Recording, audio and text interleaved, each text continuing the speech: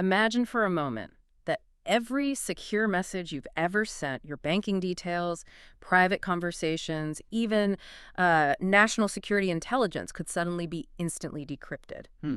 Not by a supercomputer as we know it, but by something totally new, a quantum computer. It sounds like science fiction, doesn't it? It really does. But this isn't just some, hypothetical scenario. This is a very real, very urgent challenge looming over our digital world. Absolutely. For decades, our entire digital security setup has relied on what we call public key cryptography. The systems protecting your online buys, your private chats, RSA and elliptic curve cryptography, ECC. The backbone, really. Exactly.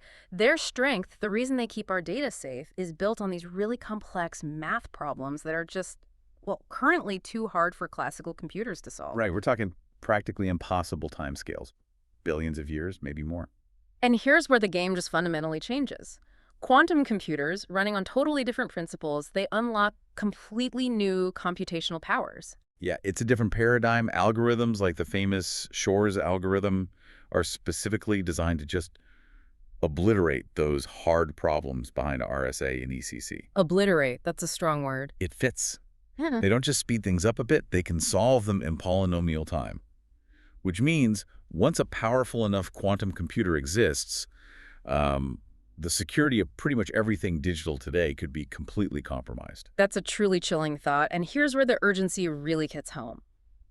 While a big, fault-tolerant quantum computer might still be years away, maybe. Still the big engineering lift. Creating and rolling out entirely new quantum-resistant crypto systems. That's not an overnight job. It usually takes decades. Oh. Decades of research, testing, standardization. Rigorous work. You can't rush cryptography. So if we wait until quantum computers are actually breaking things, it'll be far, far too late. The work needs to happen now. That timeline is precisely why post-quantum cryptography, PQC, isn't just some niche research topic. It's a global imperative. Recognizing this critical window, the National Institute of Standards and Technology, NIST, launched this massive standardization initiative. That was back in 2017. Big call to action. Exactly. Yep. The mission was clear. Find, evaluate, and standardize new crypto schemes that can resist these future quantum attacks. It was a call to arms for cryptographers everywhere. And today, we're taking a deep dive into one of the most compelling contenders to come out of that whole NIST process.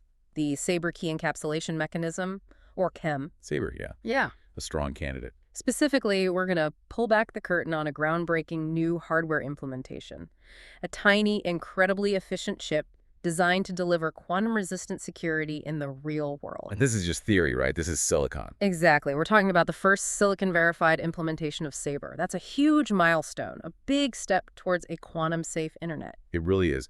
And we'll be unpacking the truly astonishing efficiency metrics of this chip. We're talking 334 microwatts of power. Microwatts. Tiny. Across an active area of just 0.158 square millimeters. That's minuscule. And the core innovation enabling this, the sort of secret sauce, is something called low-latency striding Toon-Cook multiplication with lazy interpolation. Okay, that's a mouthful. Ah, it is. But you don't need a PhD to get the impact.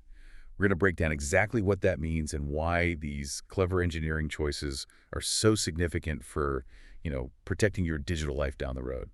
All right, let's get into it. So let's zoom in on this quantum problem a bit more. We touched on how much of our digital world, online banking, secure email, it all quietly relies on public key infrastructure, PKI, which is fundamentally built on those mainstays, RSA and ECC. Right. And the security of RSA, it comes from the extreme difficulty of factoring really big numbers into their prime components. Like finding the two secret ingredients in a massive, massive number. Trying to find those two primes that multiply together. For the key sizes we use today, a classical computer would take, longer than the age of the universe. And for ECC, it's a similar kind of challenge, based on the difficulty of solving the elliptic curve discrete logarithm problem, basically finding a hidden number on a complex mathematical curve. Again, classical computers just hit a wall. The time needed grows exponentially. But then comes the quantum game changer. These aren't just faster classical machines. They use, the weird rules of quantum mechanics. Totally different physics. Yeah. And quantum algorithms, like Shor's, which we mentioned, and also Prusalka's, they don't just speed things up. They fundamentally change the difficulty of these specific math problems. Right. It's not just faster. It's a different kind of calculation. Exactly. They can handle large integer factorization and discrete logarithms in polynomial time. That means a quantum computer, once it's powerful enough, could factor those huge numbers or solve those curve problems almost instantly. Instantly. Practically instantly, completely unraveling RSA and ECC security. It's not just a threat, it's a total paradigm shift for cybersecurity. So, connecting this to the bigger picture, it means we have to overhaul basically everything, how we secure digital info across the globe. Pretty much. And the urgency isn't just theoretical. Building these large-scale, fault-tolerant quantum computers is still a massive engineering challenge, absolutely. Yeah, it's not easy. But it's increasingly seen as a matter of when, not if. And at the same time, the crypto community knows that developing and deploying new crypto systems, well, it takes decades. From idea to being in every phone, every server. Exactly. Decades. So this long development cycle, plus the inevitable arrival of powerful quantum computing, it makes immediate action crucial. We can't afford to wait until the house is already on fire, so to speak. Okay, so given this looming inevitable threat, NIST really stepped up. 2017, they launched this post-quantum cryptography standardization initiative, a global competition, basically. It was huge. A worldwide open call for researchers, cryptographers, everyone, to submit new algorithms that could actually stand up to quantum attacks. And the response was big. Oh, yeah. Initially, NIST got 59 different key encapsulation mechanism schemes. CHEMs, these are for securely exchanging secret keys, and another 23 digital signature schemes. Wow, a lot to sort through. And they didn't just sit on them. These proposals went through 3 really rigorous rounds of research, analysis, intense public scrutiny by cryptographers worldwide, peer review, cryptanalysis attempts, optimization. It was intense. A proper vetting process. The crucible, really. And after all that, NIST narrowed the field.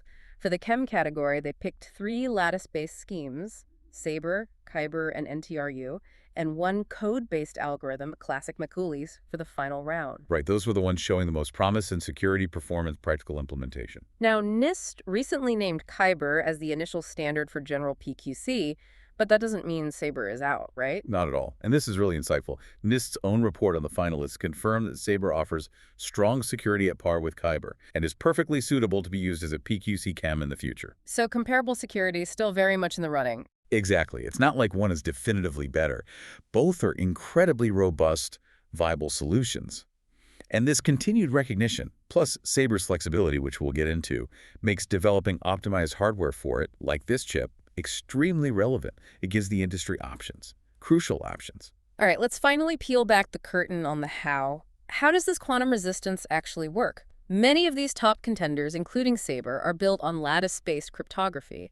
And at the core is this idea called learning with errors, or LWE. Right, LWE. At its core, it's like trying to find a hidden pattern in what looks like totally random static. Like picking out a whisper in a noisy room. That's a great analogy. You have samples that look random, but some were actually generated with a secret value and tiny, carefully added error terms or noise. Without knowing the secret, it's computationally very hard to tell the difference. Okay, so it hides the secret in noise. Why is that quantum resistant? What makes it so powerful is its quantum hardness. It's known that solving LWE is at least as hard as solving a different problem called the gap shortest vector problem, or gap SVP, in specific mathematical structures called random lattices. And quantum computers aren't good at gap SVP. Crucially, no known quantum algorithm can solve gap SVP with a significant advantage over classical algorithms. This mathematical link, this reduction, provides the theoretical bedrock. It's why LWE-based schemes are considered truly quantum resistant. So LWE is like this mathematical fortress, super strong, even against quantum, but maybe a bit slow to build, computationally heavy. That can be the case. LWE, while secure, can involve large matrix vector multiplications, which can be intensive.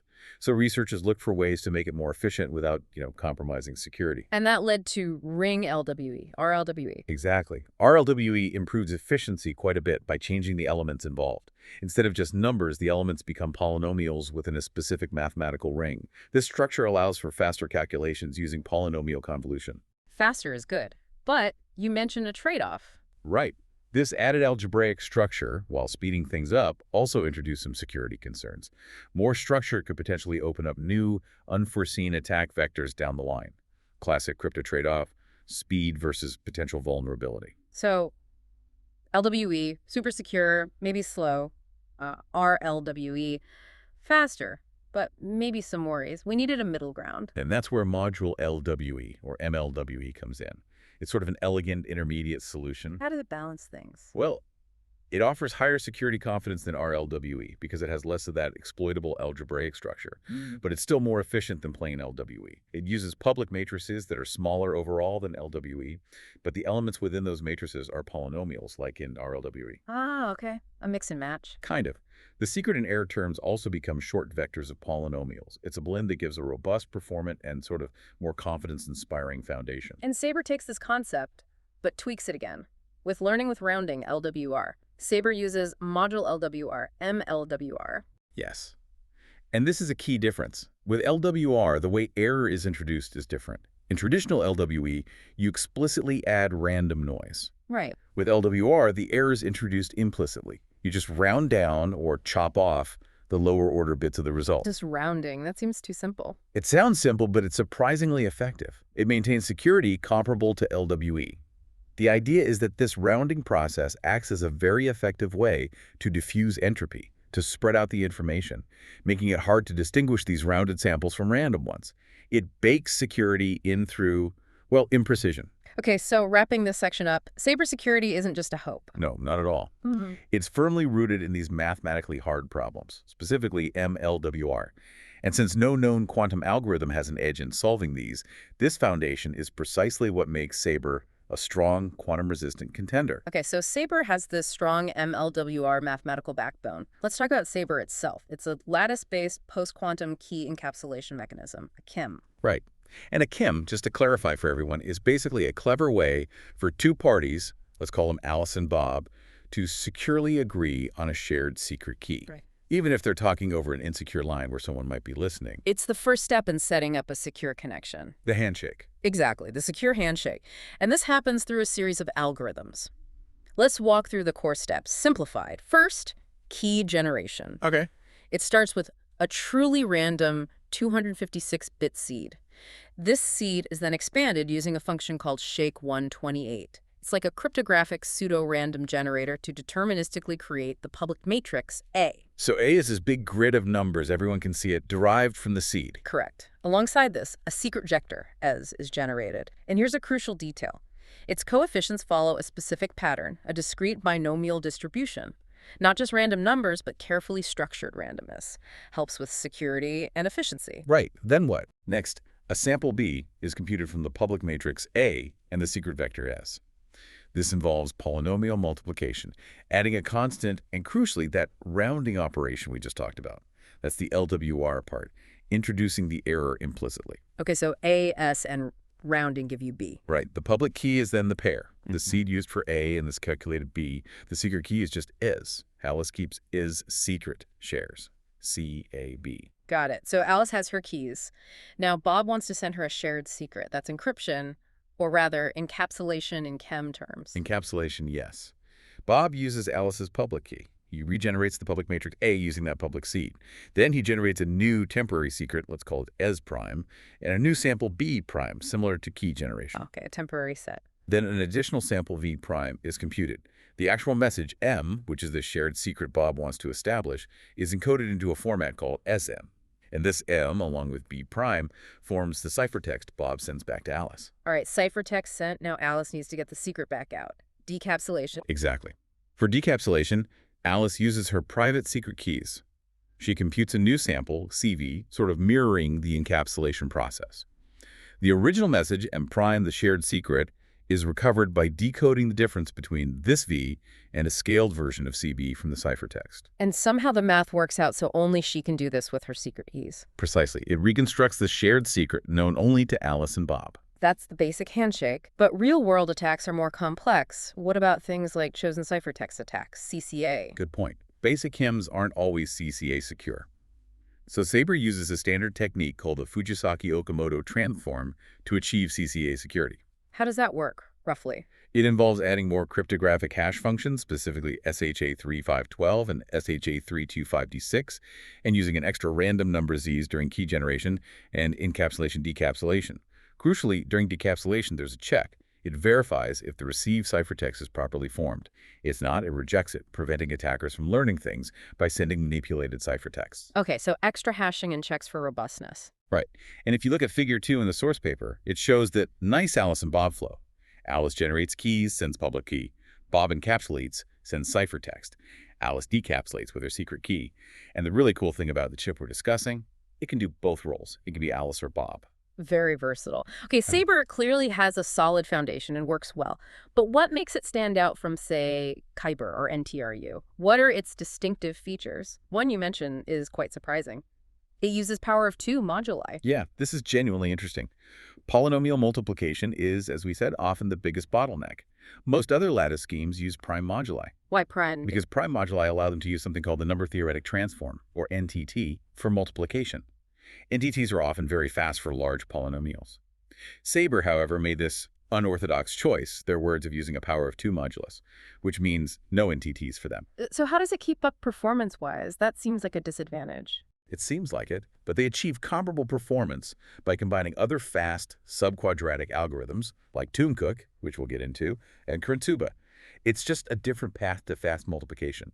And actually, for hardware, power of 2 moduli can sometimes simplify operations like modular reduction and memory handling. It's a quiet strength. Interesting trade-off. Another feature you mentioned is Saber's flexibility. Yes, huge advantage for real-world use. Because it's based on module lattices, changing the security level is really easy. You can go from Lightsaber, NIST level 1, to Saber level 3, to FireSaber level 5, mostly just by changing the number of polynomials in the public matrix, the module dimension, and a few parameters. So the core algorithm stays the same. Pretty much. This means hardware ASICs, like this one, and software libraries can potentially support multiple security levels with minimal changes. That offers great flexibility as security needs evolve over time. Very practical. Now, beyond speed and flexibility, what about side-channel attacks, SCA? That's critical for real-world security. Absolutely critical. SCA is where attackers don't break the math, but exploit physical leakage timing, power usage, EM emissions. Saber is designed with this in mind. It uses constant time algorithms. Meaning operations always take the same time? Exactly. Same time, similar power, regardless of the secret data being processed. This makes it inherently resistant to simple power analysis, SPA, and simple electromagnetic analysis, SEMA, right out of the gate. And how it handles noise generation also helps. It does. The noise, remember, is introduced implicitly via rounding. That's simpler than generating and adding complex Gaussian noise like some other schemes use. Plus, it uses centered binomial distributions for secrets, which are easier to generate securely in hardware. This simplicity reduces the potential attack surface. Okay. What about more advanced attacks like differential power analysis? Right. DPA, CPA, those require countermeasures like masking. Research has shown that masking can actually be integrated more efficiently with Saber compared to chems like Kyber. Why is that? Again, it comes back to those power of 2 moduli. They simplify the arithmetic needed for masking techniques. So while the specific ASIC we're discussing implements constant time practices against PSEMA, the underlying Saber design is well suited for adding efficient masking against more advanced attacks in future iterations. So we know what chems are, why Saber is strong, but where do we encounter these things in daily life? Probably more often than you realize. Their main job is to establish that shared secret key between two parties. It's the secure handshake. The most common place you see this in action is with that little padlock icon in your web browser. HTTPS. Exactly. That padlock signifies a secure connection, usually established using the Transport Layer Security, or TLS, protocol. TLS is the modern version of the old SSL. And chems are part of that TLS handshake. They are a key part. When your browser connects to an HTTPS website, a TLS handshake happens. Your browser gets the server certificate. That certificate contains info like which chem scheme the server uses, say Saber, and the server's public key for that chem. Your browser then uses that public key to perform the chem's encapsulation step. This generates a shared secret, often called the master secret, that only your browser and the server know. And once that master secret is set up, the chem's job is done for that session. Pretty much, yes. That master secret is then used to key faster, symmetric encryption algorithms like AES. AES encrypts and decrypts all the actual website data, the stuff you see and send. Symmetric crypto is much faster for bulk data once you have the shared key. So the chem is like the specialized key delivery service, and AES is the high-speed cargo transport that uses the key. Good analogy. And what's interesting is the short-lived nature of the chem part. You might think it's running constantly, but it's usually only invoked during the full TLS handshake. When you first connect. That's right. If you revisit the site soon after or maintain a session, often an abbreviated handshake is used, which reuses the previously established master secret. That secret might stay valid for a while. Okay, this leads to a crucial point for hardware design. If chems aren't used constantly, why is efficiency area, power energy so important, maybe even more than raw speed or latency? Precisely. Because the chem accelerator chip sits in your device, phone, server, IoT gadget for its entire lifetime.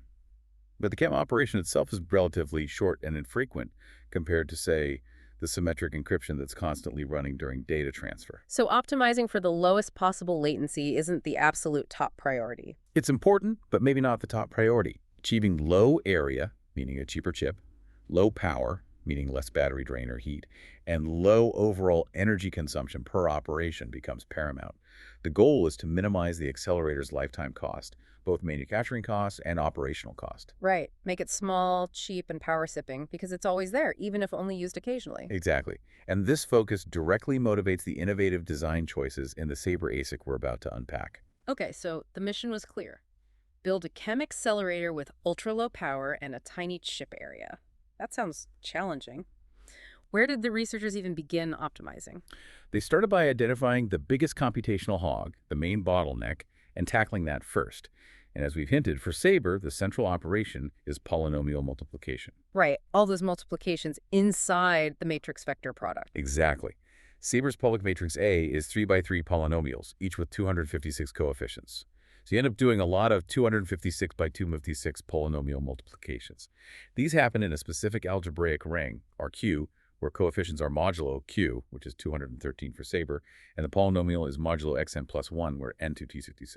That xn plus 1 part is important, you said. It implies a special kind of multiplication. It does. It's called negatively wrapped polynomial multiplication. Basically, after you do a standard polynomial multiplication, you perform a reduction where any term xn gets replaced by next 1, xn plus 1 by next x, and so on.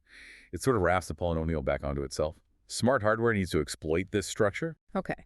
Now, when building hardware for polynomial multiplication, are there different approaches? Generally, yeah, two main philosophies. One is the schoolbook method, simple quadratic complexity. Not great in software, but in hardware, its regular structure allows for massive parallelization.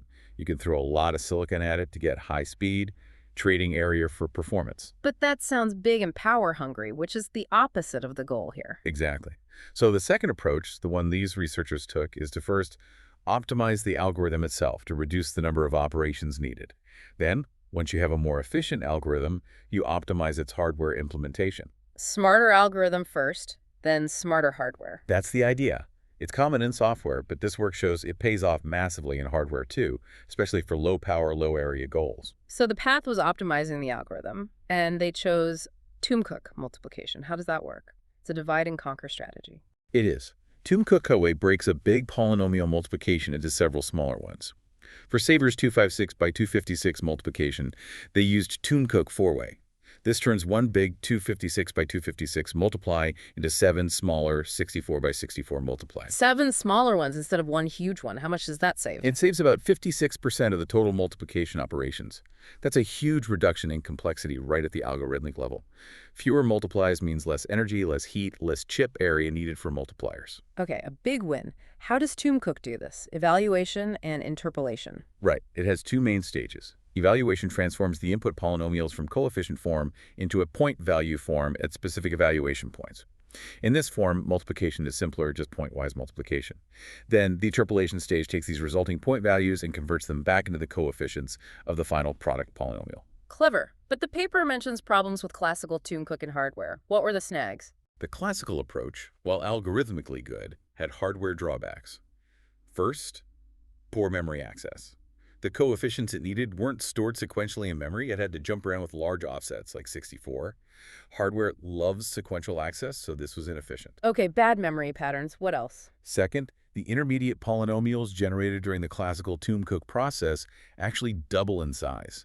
They become degree 510 for a 256 by 256 multiply.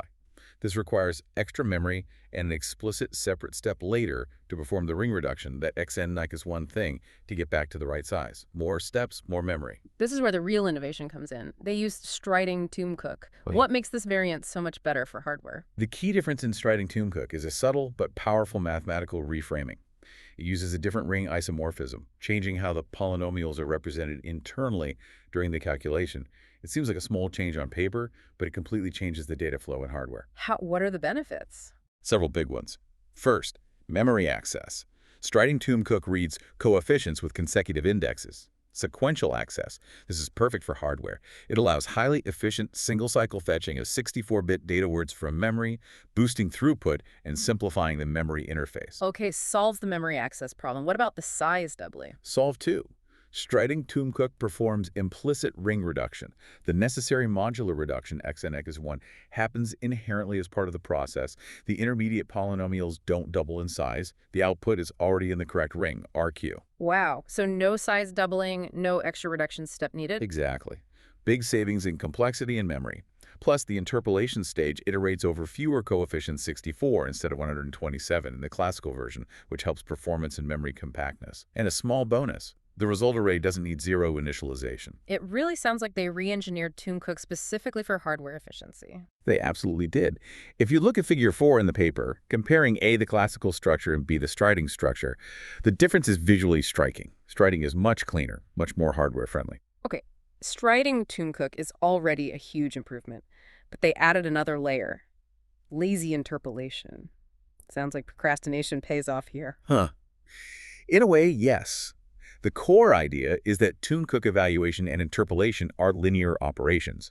This means you could perform other linear operations, like additions needed for the matrix multiplication, while the polynomials are still in the Cook domain, the point value form, before you interpolate back to coefficients. So you delay the interpolation step. Exactly. You defer the final computationally intensive interpolation until the very end, only when you absolutely need the coefficient form of the final result. Hence, lazy. How does this apply to Saber's 3x3 matrix multiplication? It's perfect for it. Instead of doing 7 small multiplies and then interpolating for each polynomial product within the matrix vector multiplication, you can do all the necessary multiplications and additions in the Cook domain for an entire row-column product. You only perform the interpolation once at the very end for that entire sum of products. So you save multiple interpolation steps per output polynomial. How significant is that in hardware? It's highly relevant. In hardware, the latency, the time taken for interpolation, can be quite significant, comparable to the intermediate multiplications themselves. So saving multiple interpolation steps directly translates to faster overall computation and lower energy use. Does it cost extra memory to hold things in the Cook domain longer? Crucially, in this specific parallel hardware design, there's no memory penalty. The intermediate results need to be stored temporarily anyway for the parallel MSC units. So lazy interpolation fits perfectly without needing extra buffering. So it's striding Cook plus lazy interpolation, a combined strategy. Yes, they combine both for maximum efficiency. Striding cleans up the data flow and memory access. Lazy interpolation cuts down the number of expensive interpolation steps. It's a really elegant synergy. So striding Cook, lazy interpolation. How do these come together in the actual chip architecture? Figure 4D gives a hint. Right. 4D shows a simplified schematic. You can see how the data flows efficiently thanks to striding access, and how interpolation is positioned to happen later, reflecting the lazy approach. The hardware directly maps these algorithmic optimizations. And how is the whole process scheduled? Figure 5 shows the flow. Yes, the scheduling is key. When the multiplier gets the command, step 1 is accessing system memory, fetching the input polynomials, evaluating them, using the striding Cook evaluation data path, and storing these evaluated coefficients, point values, in a dedicated cache. Okay, evaluation first, results cached. Step 2 is the point multiplication. The parallel MAC units access the cached evaluated coefficients, perform the 7 64 by 64 multiplications, and store their results, still in the Cook domain, back into the cache. And step 3 is where the lazy part happens. Exactly. The interpolation only happens once after the multiplications and additions needed for a full row-column product are done, which involves 3 evaluations and point multiplications for Saber's 3x3 matrix A.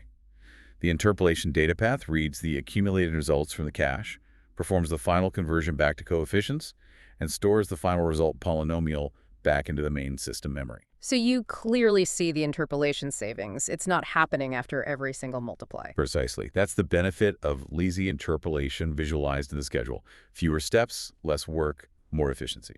Okay, we've gone deep on the polynomial multiplier, clearly the star of the show. But this ASIC is a complete system for Saber. Figure 6a shows the whole thing. What are the main parts? Right. It's a fully integrated core. It has a high-speed serial interface for I/O, which gets converted to a 64-bit parallel bus internally. There's a central command controller that takes instructions and breaks them down into micro-instructions to manage all the different blocks. So it's quite flexible in how it operates. Yes. And these micro-instructions control the dedicated blocks independently. You've got the polynomial multiplier, of course, the biggest block, then a binomial sampler for generating secrets, a SHA-3 shake unit for hashing. Standard crypto functions. Right. And then several smaller but essential blocks for Saber-specific operations. Add pack, add round unpack, CMOV for secure conditional moves, verify for comparisons, BS2 POLVEC-P for packing formats, and they all interact with an 8 kilobyte system memory. It's a complete, self-contained PQC engine. With efficiency being paramount, power saving must go beyond just the multiplier. Clock gating is mentioned. How widespread is that? It's ubiquitous. Standard clock gating is implemented in every single block, including the system memory and the multiplier's caches. Everywhere. Everywhere. The principle is simple. If a block is idle, not doing anything useful in a particular clock cycle, its clock signal is shut off for that cycle. This drastically cuts down leakage power, which is power consumed even when transistors aren't switching. It's fundamental to achieving that sub-milliwatt power figure. Makes sense. Turn off the lights when you leave the room. What about the binomial sampler? It got a special mention for a clever design. It did. Its job is to generate those secret polynomials with the specific binomial distribution from uniform random data. This can be complex, but their design is very neat. It uses simple combinatorial XOR gates to calculate Hamming weight differences, which effectively generates the distribution. Just XOR gates. Primarily, yes. It's a very efficient, hardware-specific trick that drastically reduces the power overhead compared to, say, running complex algorithms. A really elegant bit of low-power logic design. Okay, memory. We mentioned 8 kilobyte of system memory. What kind is it? It's implemented using TSMC's 65-nanometer low-power, low-leakage SRAM cells. So memory technology specifically chosen for minimal power draw. It's organized as 1K addresses, 64 bits wide. And the multiplier has its own dedicated cache shown in Figure 7. Why separate? It's separate mainly to avoid stalling the multiplier while waiting for the main system memory and to handle the specific data formats needed internally. It has a cache for evaluated coefficients and another for intermediate multiplication results. Both use the same low-power SRAM. And this cache is also power managed. Oh yes. It's also aggressively clock-gated. If the main memory is being accessed, or the multiplier's control unit is just waiting, the multiplier cache gets its clock turned off. Every little bit of power saving counts. Let's look inside the multiplier again, Figure 6b. It has decoders, data paths, and a controller. Right. Dual decoders handle the different input data packing formats Saber uses, converting everything to a standard 16-bit internal format. Data then flows through the specific data paths we discussed: evaluation, MA for the multiplies, and interpolation, all implementing the striding Tomb Cook logic. And a finite state machine, an FSM shown in 7b, acts as the brain, controlling all these sub-operations, loading data, running the evaluation, looping through the multiplies, triggering interpolation. Can we quickly recap the highlights of those data paths? Evaluation fix 7a. Evaluation maps algorithm 7, striding evaluation. Because it uses consecutive coefficients, it achieves perfect throughput 1 64-bit word per cycle. Operations are just simple adds and shifts, so no extra pipelining needed, very low power in area. It takes just 64 cycles to evaluate one polynomial into its 7 smaller parts. Okay. The MAC units? 7 parallel units, one for each of the 64 multiplies resulting from Tomb Cook 4-way. They perform the actual multiplication and accumulation, designed carefully so their latency, 1168 cycles total for the point multiplication stage, is comparable to fast NTT-based cores, despite using a different method. And interpolation fix 7c. Maps algorithm 8, striding interpolation. But here, they cleverly reordered the operations internally. This reduced the critical path delay in the hardware, avoiding the need for extra pipeline stages, which would have cost more area and power. It's still pipelined in 3 stages to meet the target clock frequency. Right. Besides the multiplier and sampler, we need the other pieces, SHA-3 shapes. Implemented using a standard KECAC core. Takes up about 0.09 millimeter of AT. used for hashing and generating pseudorandom numbers from the initial seeds, essential crypto primitive. What about add pack, unpack, add round? These sound specific to Saber's mechanics. They are. They perform coefficient-wise operations. Add adds a constant and does the rounding for LWR. Addpack does similar but adds the encoded message during encapsulation. Unpack handles the subtraction and rounding during decapsulation. They're parallelized to handle 4 coefficients at a time, matching the data bus width. And verify and CMOV sound security related. Very much so. Verify compares 2 chunks of memory in constant time, uses XORs. Crucial, so the comparison timing doesn't leak information about whether secrets matched or not. CMOV is a secure conditional move, used in decapsulation. It always takes the same amount of time even if the condition, like a verification check, fails, again to prevent timing leaks. And BS to Paulbeck P. That's just for converting between polynomial packing formats, as Saber uses different moduli internally. Simple buffer-based operation. And just to reiterate, all these little utility blocks are also clock-gated. Absolutely. Every single one. If it's not active in a given cycle, its clock is off. That pervasive clock gating strategy is absolutely key to the chip's overall low power consumption. Hashtag 4.5 scalability of Saber ASIC components. This ASIC is built for Saber, specifically NIST Level 3. But Saber has different levels. Lightsaber, Fire Saber. How adaptable is this design? Good question. Lightsaber, Level 1, Saber Level 3, and Fire Saber Level 5 all share the same core parameters. N256 polynomials, moduli Q213, P210. They mainly differ in the module dimension, how many polynomials in the matrix, like 2x2, 3x3, or 4x4, the parameter for the binomial distribution, and the message size. So the main engine, the multiplier, works for all. Yes, the Toomcook 4-way multiplier handles N256, so it's fully reusable across all Saber variants. That's a major piece of reusable hardware. But the current chip is only Level 3. What's the limitation? The limitation is the binomial sampler. It's currently hardwired for the specific parameter used in Saber Level 3. Changing the sampler to support the different values for Lightsaber and Fire Saber would be needed. So a minor tweak needed for full scalability. Relatively minor, yes. The core architecture, especially the complex multiplier, is scalable.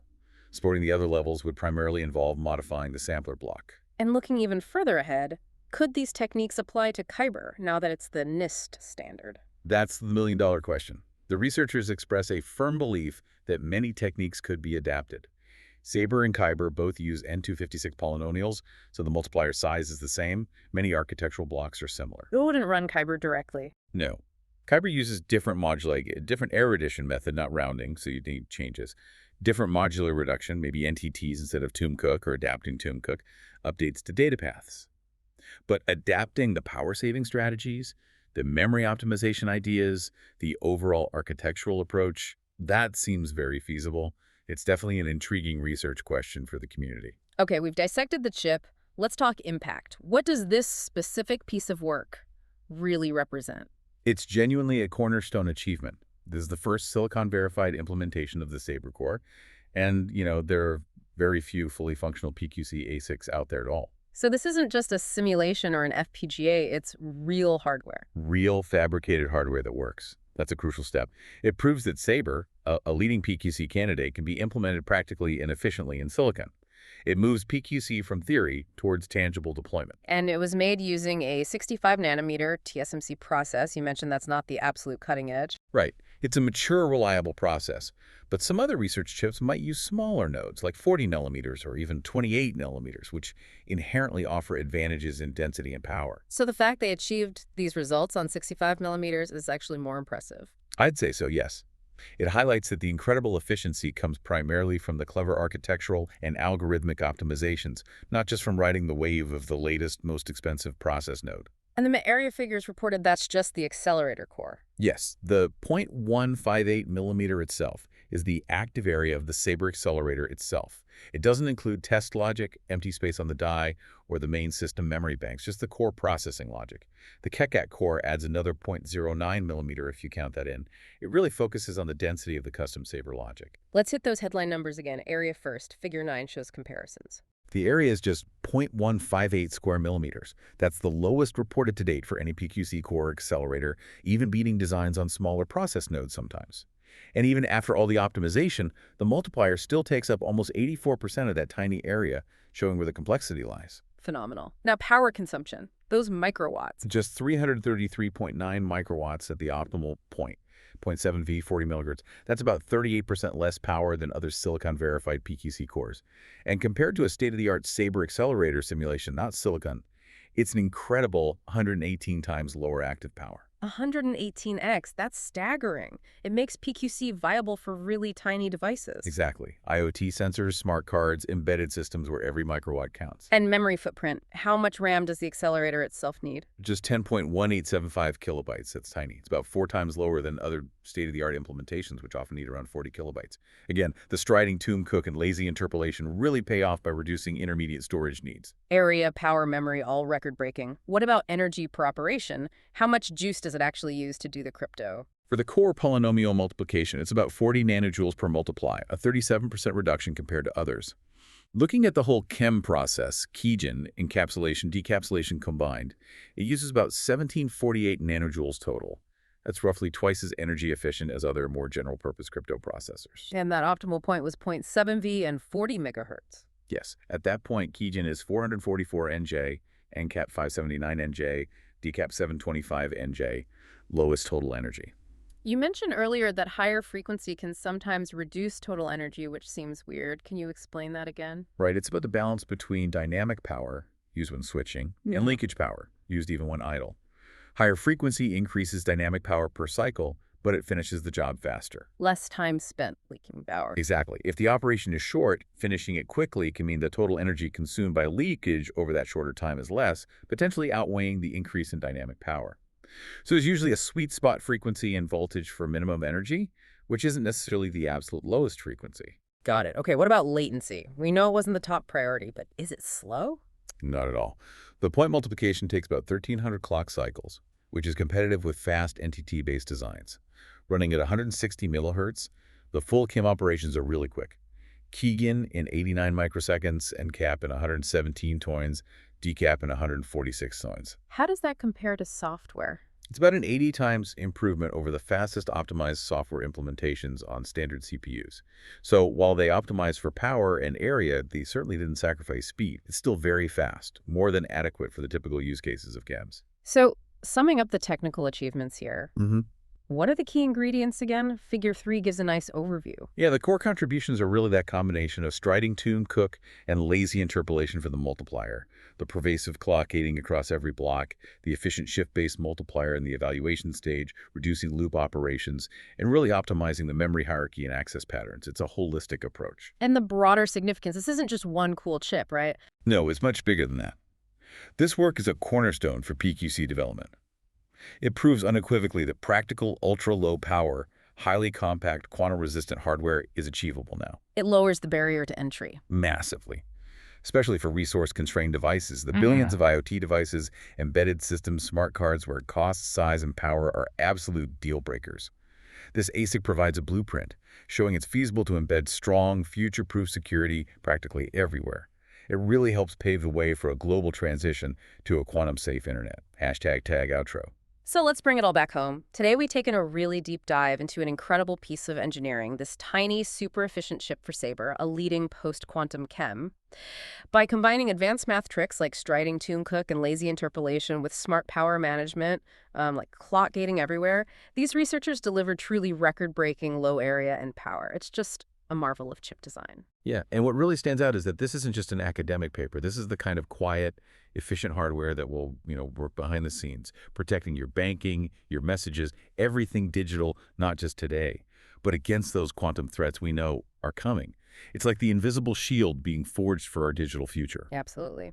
So thinking about that future, given the real urgency of the quantum threat and knowing how long it takes to roll out new crypto globally, decades, usually how might the rapid silicon verification of practical, efficient solutions like the Saber chip actually speed up or maybe reshape that global transition? What are the big hurdles still left in getting this kind of specialized tech out of ASICs like this and into every device, every server, ensuring everyone is protected?